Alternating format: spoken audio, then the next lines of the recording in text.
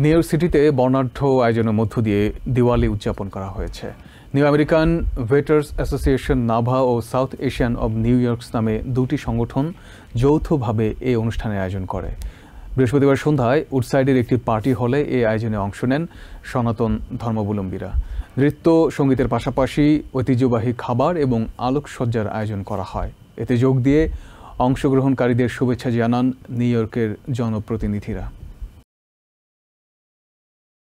We always love this festival of Diwali, festival of lights, and gets the community together and makes sure that we are all on the same page and celebrating diversity, celebrating our parents and their parents before them. And isn't that the great thing about this country is we can always celebrate our heritage and the United States at the same time. New York থেকে সম্প্রচারিত TVN 24 television বিশ্বজুড়ে বাঙালির কণ্ঠস্বর।